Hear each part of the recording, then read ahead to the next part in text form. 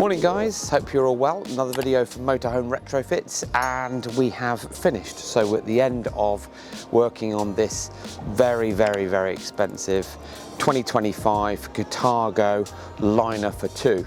So this particular vehicle is 8.5 meters long and is incredibly luxury and plush inside. Now this couple have come to us for our signature 360-degree HD camera system. So what we're going to do is, as we do with all of our 360 videos, we're going to walk you through what we've done, how we've done it, and then during the video you'll be able to see exactly how much care and effort we put into these 360 systems. It's a lot of money for you to invest, but when you do drive a vehicle that's had one of these fitted, you're going to appreciate it every second. So let's start off with the side camera. That's a nice little mistake already. Let's start off with the front camera. We'll do that now.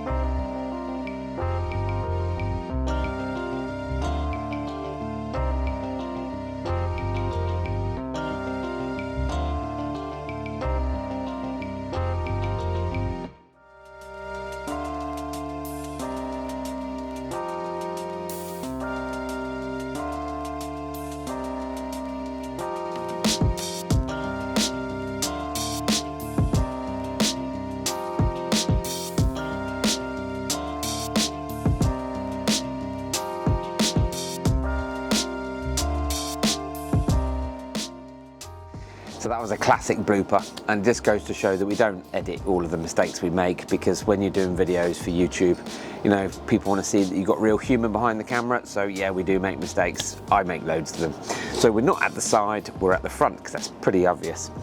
Now, this particular Carthago, we've done quite a few Carthago 360s. This is probably the most expensive. We're talking many figures north of, you know, we're talking house value. Now this particular vehicle, the customer came to us and was very specific about who they wanted to give their money to, and that's why we had a couple of meetings, or a meeting before we then booked it in, chatted about what we were doing, how we're doing it. Now this particular vehicle, we've got the radar here at the front. Now the radar is generally for city braking, assisted braking, and also adaptive cruise, so we can't fit our front camera anywhere near to do with this. Any lower would make it not very functional, so we've gone with fitting it inside the badge. Now with something like this, you've got this metal mesh grille, so Rich has done a great job of drilling through the mesh, fitted a little rubber grommet in there, and the camera, being the most important one at the front, has to sit as far out as it possibly can, so that's why you can see this doing its job here. It looks in keeping, doesn't look odd, and we even make a custom plate for that, or custom bracket for that to sit on. And as you can see, just with the camera there, Sammy pans in here at the back, you've got then the lovely little tubing that goes into the mesh grille. Not sure if you can see that, just come in from the top. That's it there. Every one of our cables in the vehicle has then been Copexed in down through. It just makes it nice and neat and professional, and you know, you guys can see that it's carefully thought out. So that then is routed all the way in through the cabin into where the drive is fitted. Now this particular model is on an Iveco chassis. So we've done Mercedes, we've done Ford, we've done Fiat, we've done Peugeot, we've done Citroën. This is the Iveco one. Whether this is a new breed of the Ivecos coming out, I'm not sure. A lot of the Iveco and the Fiat engines are the same, so maybe running gear chassis and stuff like that is similar, I don't know. But we didn't have a lot of the notes, so if you come around here a minute, we need to pick up from the fuse board or the body control module the signals for the indicators. And what we've had to do on this one, because we don't have schematics for all of these, is actually we've gone and hardwire the supply to each indicator inside the engine bay. That means that you know you're getting a nice clean indicator feed and not something from a distribution board somewhere else. Well, whilst you're following me, this particular vehicle, so there you go, Carthago liner for two. As I say, every time we do one of these, we put the tape measure down the side and we get as near as damn it central. But central on this vehicle was around about here.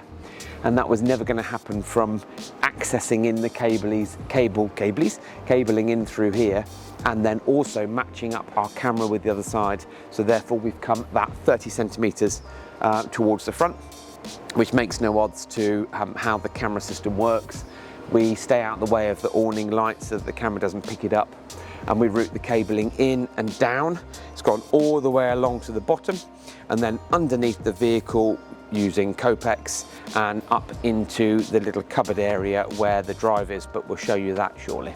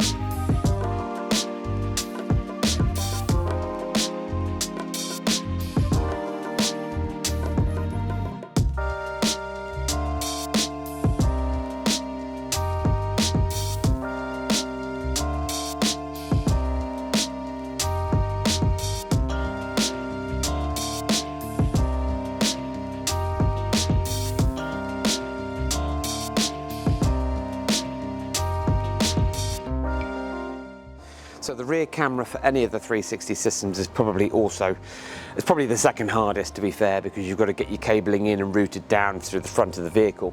This particular vehicle has already got the Waco dual lens camera system on here, so we have gone in neatly below it because the customer didn't want to lose that. Also, you would have been left with quite some ugly holes in the back of the van, and when you're spending this kind of money, to have to get those repaired would be mega bucks. So camera for our 360 camera is tiny, and don't forget, as I say, these are 180-degree wide angle lenses. They're full HD, so that's 1080, and that's why you get such a clean, crisp image on the monitor. Join me around the side. This is camera, well, they call it camera 2 actually, because camera 1 starts at the front, camera 2 is at the side, camera 3 is at the back, camera 4 is on the right hand side. And yet again, we have, I mean, if you were to put a ruler or a laser light sight straight through the middle of the vehicle, you'd be in line with our original side camera near the habitation door. Again, nice and neat. Once this vehicle's had a nice clean and a polish, you wouldn't even notice that we'd been here and fitted these cameras. Obviously, the cameras get drilled through. We then use a Sikaflex or white or black proper caravan motorhome mastic that then seals that on. Route the cabling down through, but always leave a little bit of slack in case the camera was to fail. You could then access that, replace it without doing you know, too much damage or trying to take too many things apart. So we always access that as well. Now we're back to the front camera. So what we're going to do now is I'll open the little garage door, show you where the actual main drive is located on this vehicle.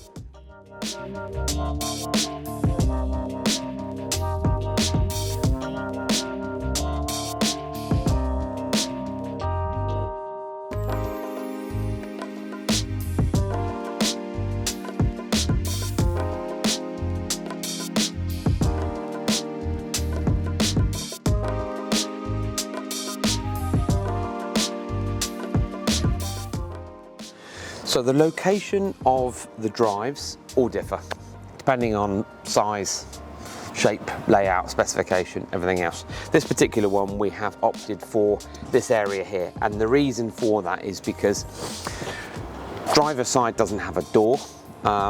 We've already had all of this paneling out because we have to run all the switch gear, the cabling, the power and everything down in through here.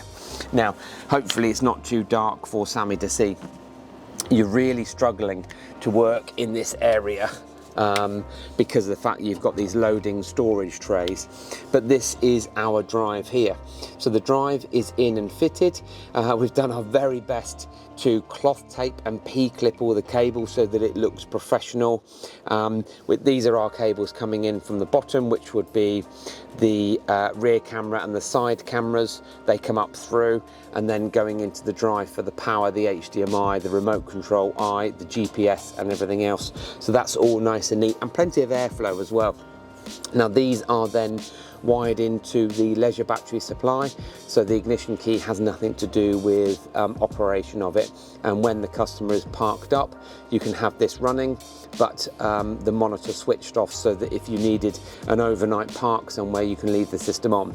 This is not a 24/7 security system. We don't market it as such because it just runs with a standard SATA hard drive. We do upgrade to the SSDs, but either way, this is basically a mini computer. So we do say to people, look, if you leave this on 24/7, then you know your warranty is affected. But it's not marketed as that, although it's a great feature if you're leaving it in a car park you're unfamiliar with, or in an area where you're worried about it getting hit, or maybe in an air on the French motorways or wherever. Anyway, that's the point. That's the drive in and fitted, nice and secure and accessible when you need it. Right, join me inside and we'll look at the rest of the install. Okay, join me inside. We know there's loads of YouTube videos that people do massive walkarounds of these luxury beasts. Well, obviously we're doing the 360, but you might as well come inside and have a look at how amazing this system is. I don't know how much Sammy can pan round here. Whenever we do a 360 on a vehicle like this, we always ask for the customer to give it to us as empty as possible. So all the seat cushions are missing so that we don't get our grubby paws on them. To be fair, we cover everything up, but there's only so many blankets that we have. I mean, look at the back here. You've got these amazing collection of Carthago wine glasses and Tom Collins tumblers for drinks and everything else. It just is an incredible bit of kit. You've got the motorised TV in here, so if the guys are sitting down, you can just press a button and the TV will then come up out of the panel.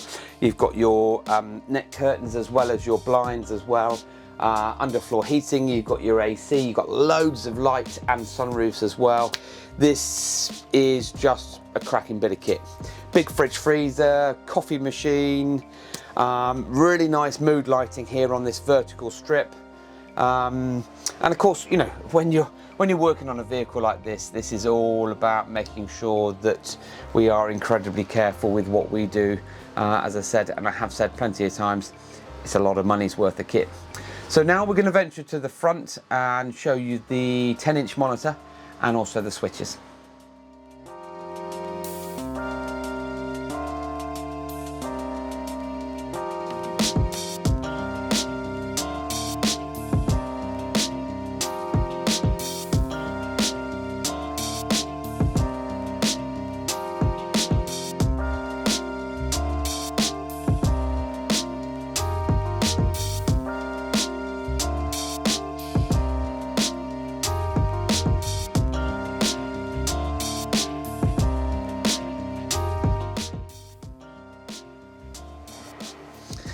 So as you can see, this motorhome has lights everywhere. Lights, lights, lights. Back in the day, when we first bought our first motorhome, halogen hot lamps, not very good, and just, you know, one colour.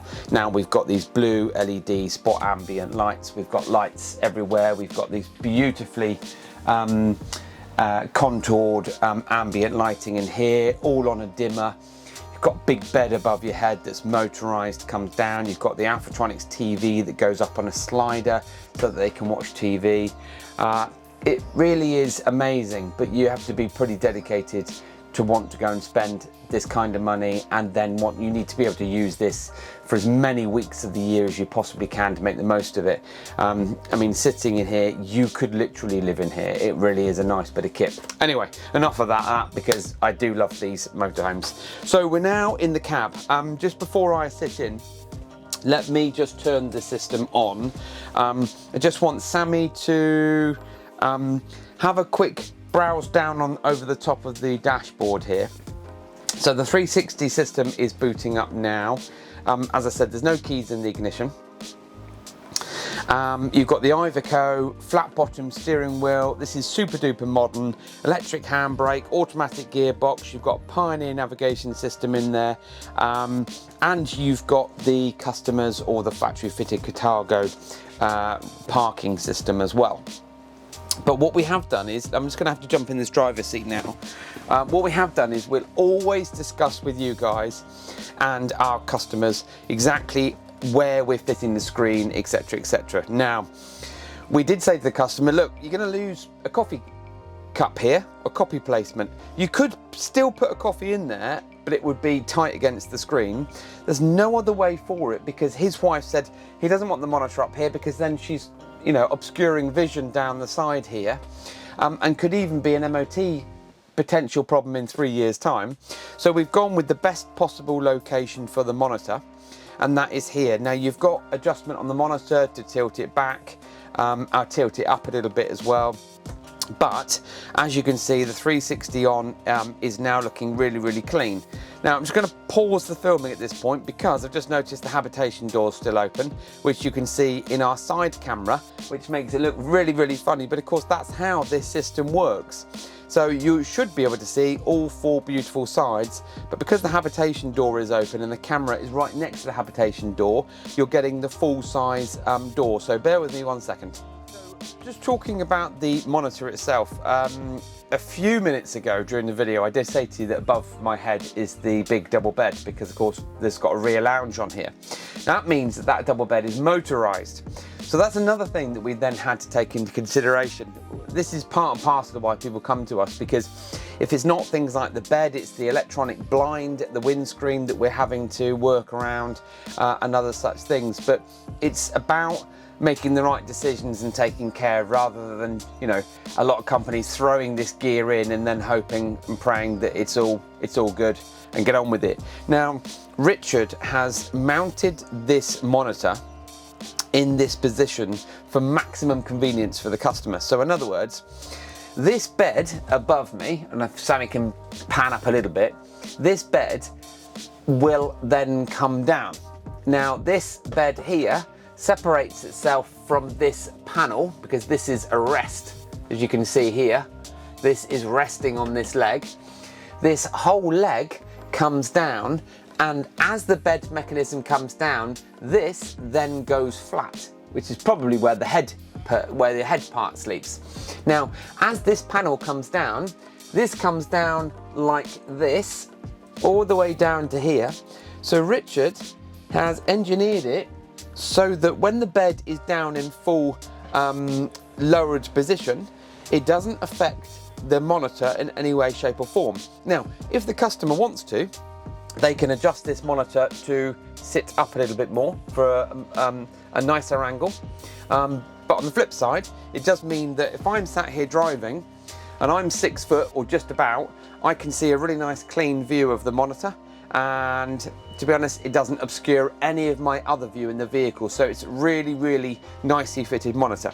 So what I'm going to do now is I'm just going to talk about the switches. I do this on every video. Sorry if I have to repeat myself, but if you've never seen one of these 360s before, you want to know what you're getting for your money. So 10-inch HD monitor. On the switch system here, we've got a momentary switch. So this is a momentary switch here, and this just flicks between views. Default view is always 30% of your vehicle. Now this photo here is the roof of this motorhome, and we have got our DJI Mavic Pro drone up in the air, taking a picture of this, and Sammy the cameraman has then expertly cut this out using Photoshop so that we can embed it into our software. Then 70% is default view for the reversing camera. Now, as you can see, there's a Ford van behind us at the moment, but it gives us a really, really clean, crisp view of what's going on behind. And that's live view all the time whilst you're driving. That's not selected via reverse gear. If I press the momentary switch, you then get a picture of the left camera and the right camera. And that generally means then that you have the ability to see all the way down the left and all the way down the right. Now, this is an 8.5 meter vehicle, so this is working hard to stitch all 4 camera views up, and then we do the same again, and that is the front camera. So the front camera can see just in front of the building with our bollards, and then also the yellow lines which are in front of us. When you need to, if you want a bit more detail, you've then got the third switch, which is the landscape view. Landscape view is a really, really good feature. Basically, it puts the vehicle from portrait to landscape position, and as if we are sitting 5 meters above the roof and looking down. It just means that we've got a really nice, clean view of what's going on. Hopefully you'll agree and say, wow, yes, James, there's nothing on the market that compares to this, and there isn't. So that's what you get when you come and see Motorhome Retrofits. And if you want quality, that's what you get, especially with how we do stuff. Now, if you do watch our videos and go, James, come on, you're blabbing on a bit, you're floating your own boat. Yeah, I am, and only because I'm proud of what our team achieve here, especially on such a massively expensive vehicle like this. When the vehicle is running and the key is in the ignition, use the left indicator and the left image shows, or the right indicator and the right image shows. It's that simple, and that's to aid you in case you are in the UK and you've got a blind spot, or you're abroad and you're on the wrong side of the road and you've got a blind spot and you haven't got your co-pilot sat with you. Now, this is a 2025 Carthago liner for 2 on an Iveco base. This customer's had our signature 360-degree HD camera system fitted, and it's epic. Get in touch with us. Website links in the bio. Just Google or search engine Motorhome Retrofits. You'll find us. You'll come up with us. Send us an email and a contact form, or send us a contact form, and then we can give you a quote and get you booked in. Alternatively, if you don't want to get in touch with us, go onto our website. The 360 web listing is there, and all the options as well. So please do get in touch. And thank you again for watching.